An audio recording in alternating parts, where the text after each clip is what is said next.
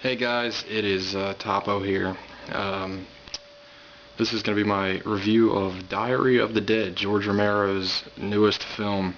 Um, First off, if you didn't already know, this movie is shot as a mockumentary or a film verite if you're a Film 1 student. Um, God, where to start? It's not very good. It's pretty bad, actually. It's really, really bad.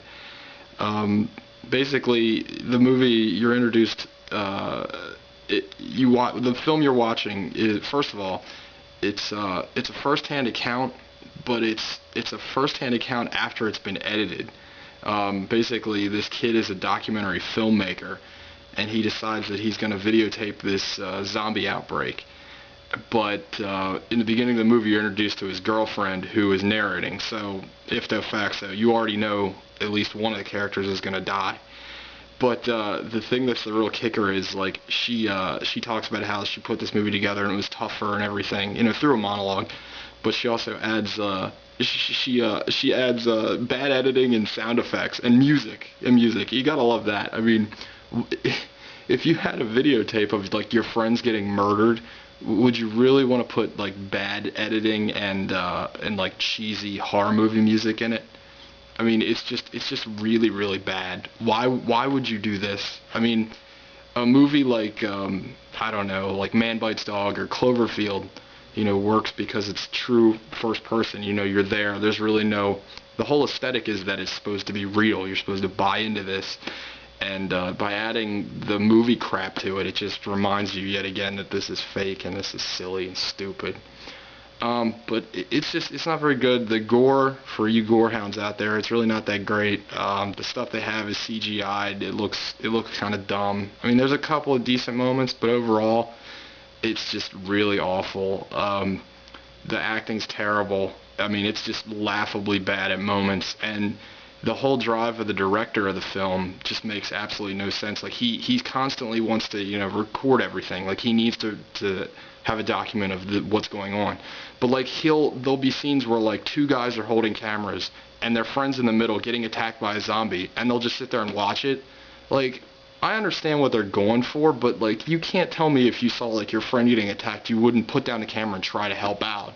I mean, I understand devotion, but it goes to a certain point.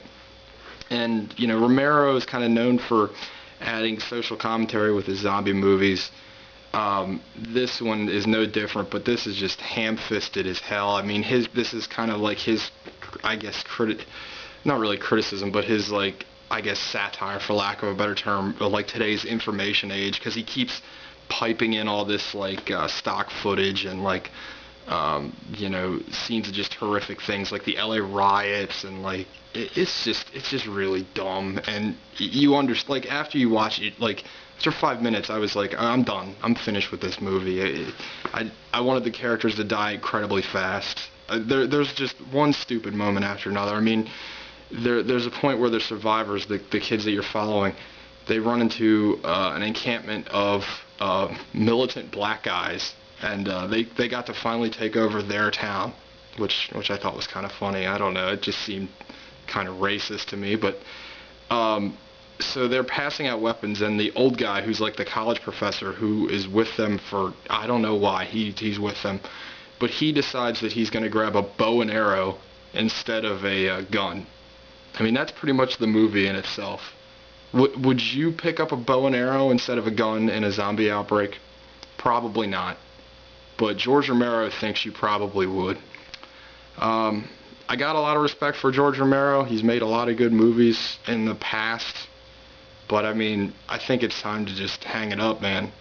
Land of the Dead was terrible. This is even worse. This makes Land of the Dead look like Citizen Kane. I mean, please stay away from this movie. I can't stress it enough. It's really, really bad. And to really just point out that it ends on an anecdote that really doesn't make it, like, it's just stupid. Like, the movie ends with an anecdote that has nothing to do with any of the main characters. Um, there you go. I don't know. I could go on and on and on about how dumb and how illogical this movie is. I mean, There's a scene where they go into a hospital and they encounter like 2 zombies, but like the zombies now can come back to life without being bit. Like, so they kind of, if you've ever read the comic Walking Dead, they kind of stole that idea. Now anything that dies comes back to life. So the first place they go is a hospital. Well, if zombies just come back from just being dead, then there should be like thousands of them in the hospital, right? Well, they run into 3 of them. I mean, again, just please stay away from this movie, please. There's so many. But if you need to watch a movie, like if you need to go out with your girlfriend, I get that. Give me a call. I'll tell you a good movie to watch. So you guys have a good night, and I'm out of here.